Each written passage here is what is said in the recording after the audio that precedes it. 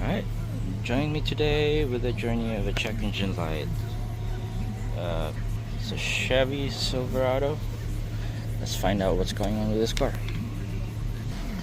So we plug in our Autel MaxiSys Pro. Let's go with a new car.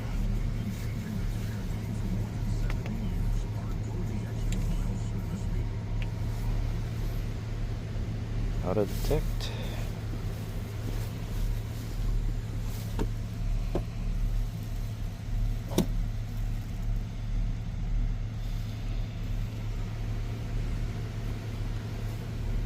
Chevrolet.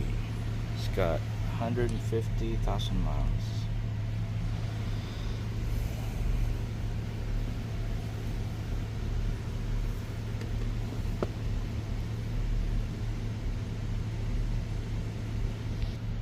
Silverado.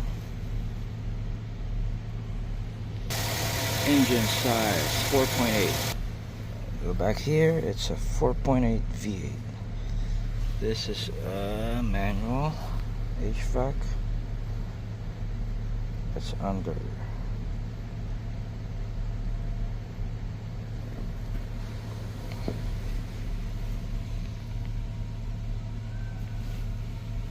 Let's do a full system scan.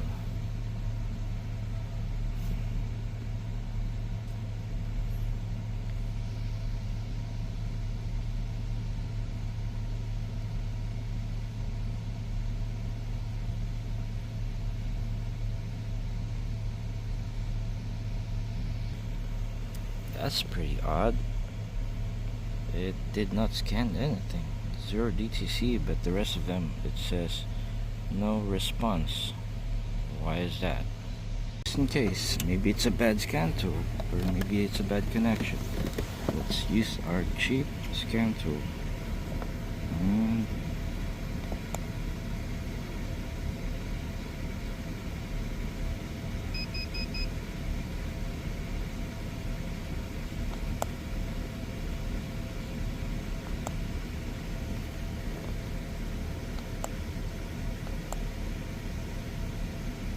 Okay, it read a code for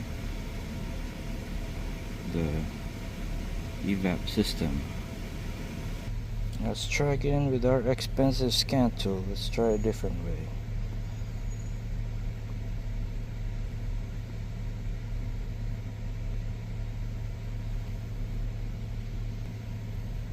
Okay, it did connect.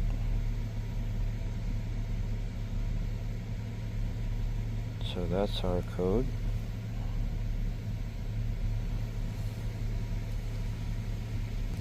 And I don't know why it didn't read it using the manufacturer's scan tool,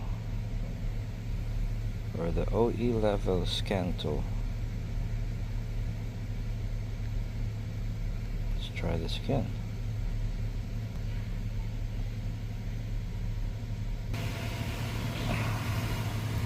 "40721" is also the last day. So that is correct.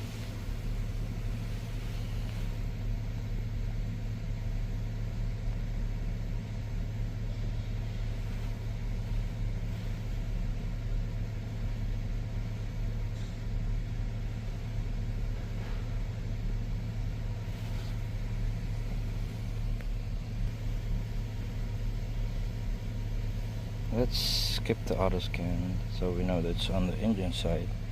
Let's go to the engine control module.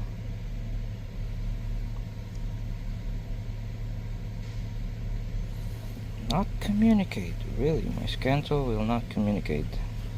Well, we'll do a diagnostic on that later on, but let's diagnose the car first. Oh, look at that. There is an update for the GM, for Chevy. Let's finish the update and we'll recheck the system. So I found out what's wrong with it. What I did earlier is that this car is a Silverado Classic, and I just keep selecting the regular Silverado. So I went to the Silverado Classic and I was able to communicate with the car.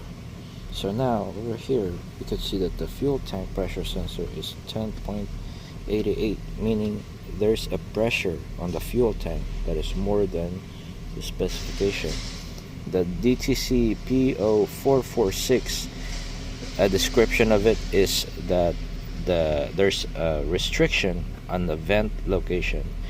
So prior to this video, I apologize, but I did smoke the evap vent solenoid valve, and there was no restriction, and I unplugged the hose coming from the fuel tank going to the evap canister, and then I smoke it. There is no restriction either. So what I'm gonna do now is I'm gonna remove the fuel cap, and hopefully the pressure readings should drop. If it didn't drop, then it looks like we have an improper reading of fuel tank pressure sensor. So fuel cap being removed.